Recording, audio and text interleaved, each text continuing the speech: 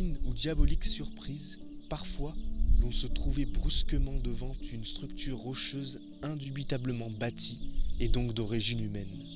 Ce pouvaient être les restes d'un habitat lentement dégradé, ceux d'un mur fusant vers la sortie de la végétation pour aller se noyer au loin parmi les collines ou les champs cultivés. Mais ce pouvaient être aussi les vestiges souvent intacts d'un ancien dolmen, d'une allée couverte, comme ceux que l'on croit réservés aux paysages du Finistère et du Morbihan. C'est une leçon de poésie naturelle que nous donne à l'envi le bois de paille-olive. Non pas cette poésie pour lettrés qui se récite par cœur et se commente à l'écart de tout cœur, mais celle-là à laquelle l'illettré lui-même peut être sensible, s'il est capable de s'ouvrir aux sollicitations du monde constamment entrouvert.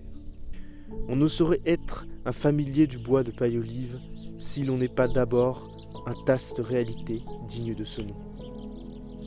Regardeur, écouteur, rêvasseur d'élite, libre de toute réticence et de tout scepticisme. Orphée charmait les animaux, le poète du bois se tient, lui, à l'écoute des animaux. Ce sont eux qui l'enchantent et qui le propulsent à jamais 2 mètres au-dessus du sol, dans le champ magnétique de l'air ambiant.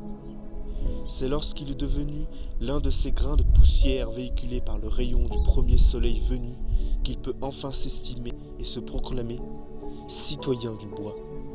Admettons que, faisant remonter ce mot de gras à une obscure origine pré-indo-européenne, qui en ferait une déformation de gras ou quart, désignant la pierre en Ibère ou en Ligure, nous en prenions à notre aise, puisque ce gras-là, ainsi que je l'ai suggéré plus haut, viendrait en fait du latin gradus, qui signifie gradin, degré, désignant en fait la structure étagée du plateau calcaire, ancien fond de mer surélevé sous l'effet des bouleversements engendrés par les séismes du plissement alpin. Cela ne change rien. Il s'agit bien de gradins de pierre ou d'une marche conduisant l'âme droite au ciel. Conservons donc et marions ces 2 concepts, celui d'élévation topo-spirituelle et celui de sanctuaire lithique. Ni la vérité, ni l'étymologie, ni le rêve éveillé n'y perdent une parcelle de crédibilité ou d'authenticité. Les gras sont bel et bien des degrés de pierre, permettant d'accéder aux confins de la lumière et du climat.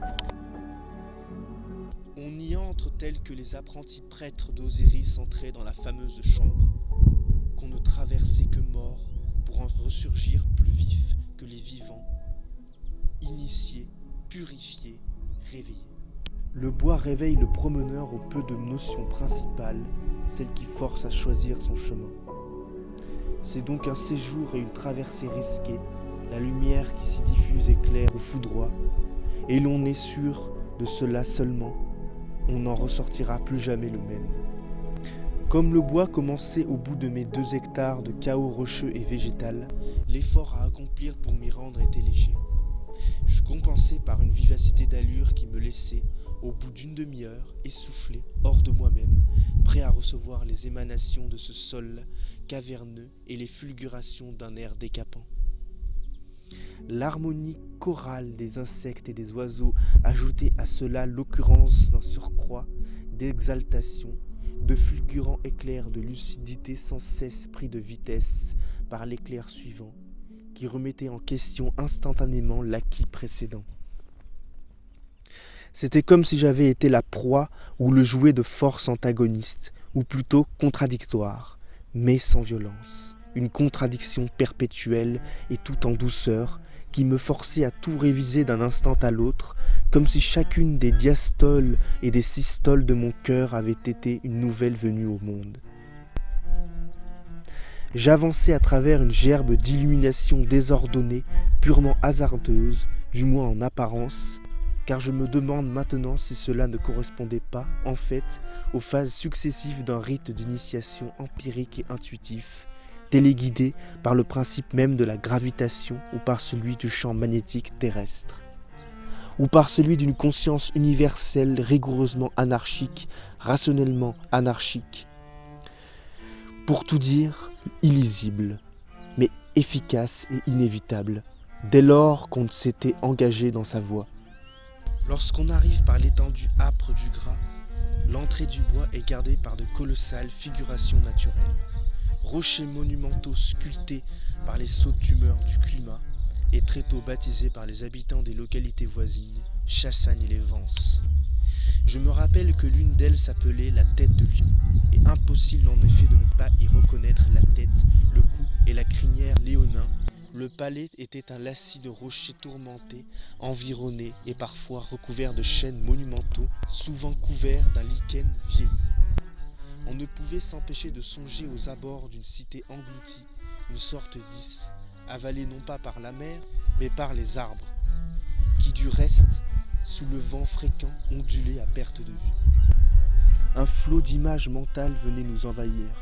On se serait cru aussi à l'orée de l'enfer de Dante, ou sur le seuil du labyrinthe, à la place de Thésée. C'était là la forêt de signes et de symboles de Nerval et de Baudelaire, mais aussi l'entrée des Nibelungen et l'entrée du Val sans retour.